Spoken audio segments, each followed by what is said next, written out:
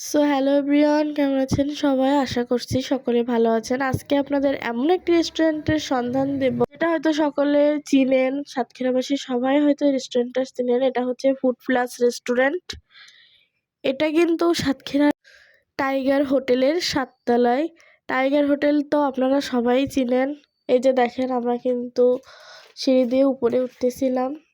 তারপরে যে 2 তলা থেকে আমরা এখন লিফটে উঠবো। আমাদের লিফট খুলে গেছে, তবে লিফটটা এখানে তুলনামূলকভাবে অনেক বেশি ছোট ছিল। এই যে আমরা রেস্টুরেন্টে কিন্তু উঠেই পড়ছি। এখানে দেখেন বাচ্চাদের জন্য খেলার অনেক সুন্দর খেলার স্পেস ছিল, যেখানে বাচ্চারা অনেক সুন্দরভাবে খেলতে পারবে।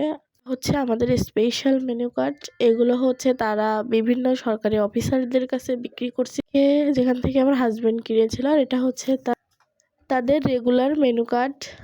এই যে আপনাদেরকে এক নজরে দেখিয়ে দিচ্ছি।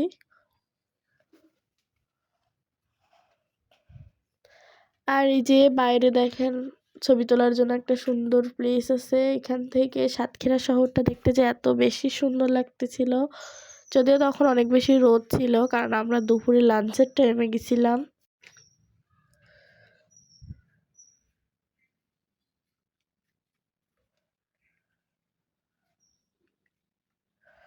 অনেক সুন্দর লাগতেছিল। এরপর আমাদের অর্ডারের খাবারগুলো চলে আসছিল। আমরা এখানে 3টা প্লেটার অর্ডার দিছিলাম আমাদের স্পেশাল মেনু কার্ড থেকে।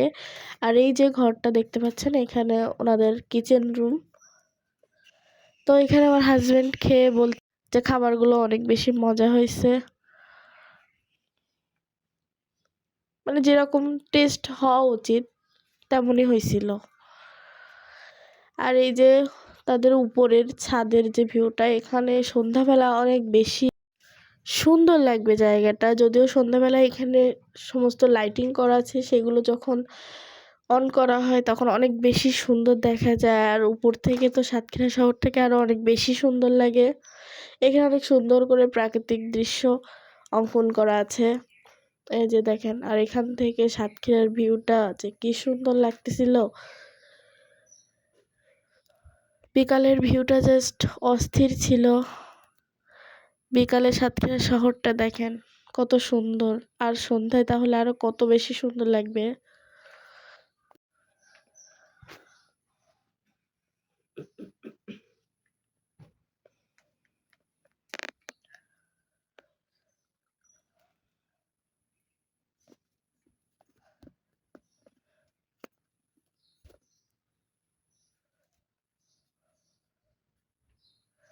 এই যে দেখেন, বনের বাঘও চলে আসছে ফুড প্লাস রেস্টুরেন্টে।